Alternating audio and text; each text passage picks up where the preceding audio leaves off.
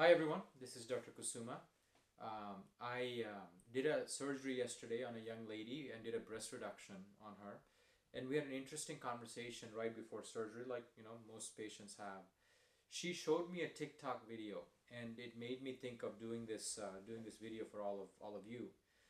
Essentially, she showed a video of a young lady who had a breast reduction done, and she showed just a before and after where she was walking from her kitchen forward.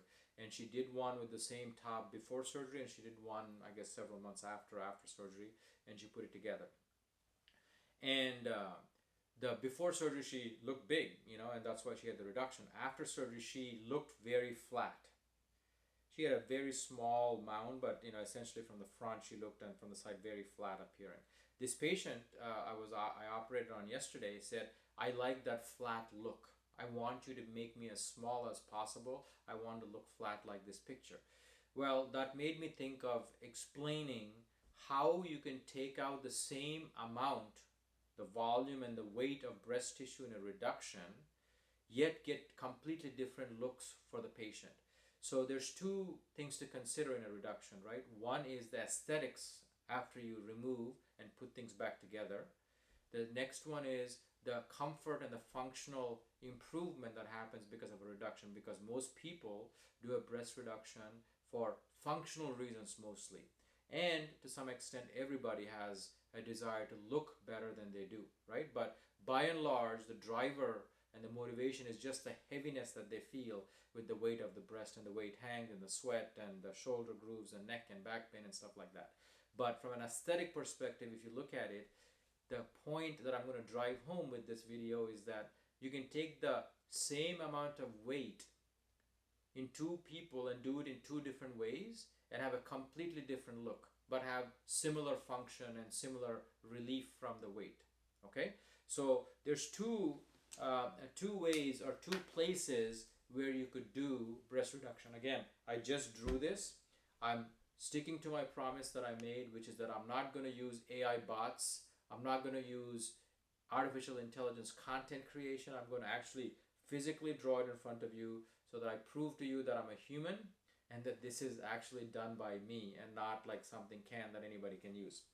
So I drew a frontal view of two different people here, and I have a different appearance of the two breasts on actually the lateral view. I'm sorry, not the frontal view. So this is a very large breast, and that I'm representing before the reduction. I drew, this bottom part here just to demonstrate that if the breast truly was this large from here all the way to here, you have two options of reducing breast tissue. You could remove the bottom of the breast and make it smaller like this, and essentially move everything up because you've removed all of this so that you get more upper pole fullness here, yet remove a significant amount of weight by removing the bottom part of the breast tissue that usually hangs a lot. Or you could also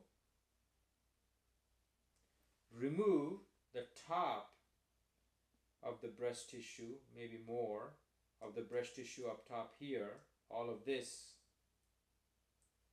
and then get a look like this here, where the top is very flat and whatever's left behind still hangs like it does here. I hope that's very clear to you guys. So essentially,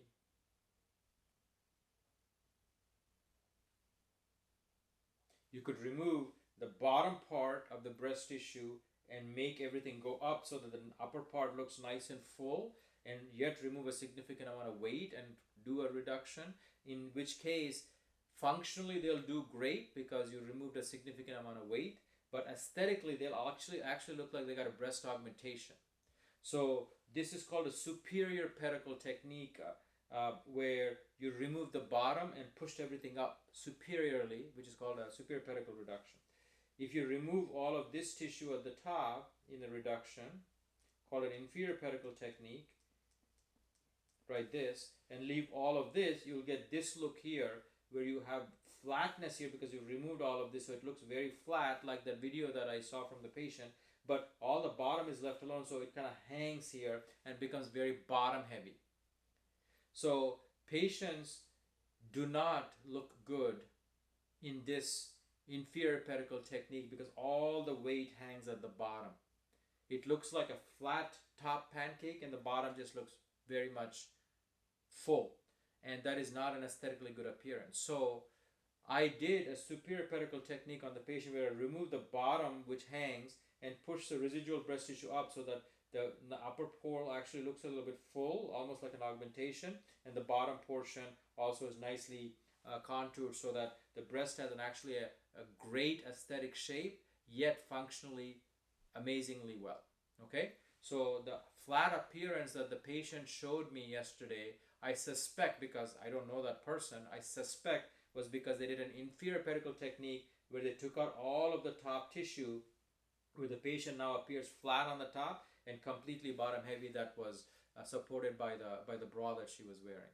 So I prefer and I always recommend doing a superior pedicle technique where we remove the bottom hanging part, the heavy part of the breast, and pushing everything up that makes them look like an augmented patient, versus removing all of the top tissue and making them look very flat and bottom heavy, which is not a good look. This look typically happens to a lot of women who are very thin, who also have big breast implants, where everything settles down on their chest, on their breast. So you can also use this.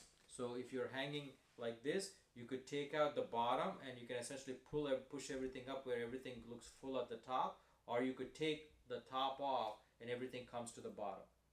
So I hope that makes sense to you, because the two techniques are remove the bottom of the heaviness or top of the breast where it's also heavy, and make them look flat or make them look actually like they've been augmented. So the superior pedicle technique, in my opinion, is superior, which is what I do, and gives them an augmented look even though you did a reduction, while giving the same functional and physical and pain related improvements for patients of any age.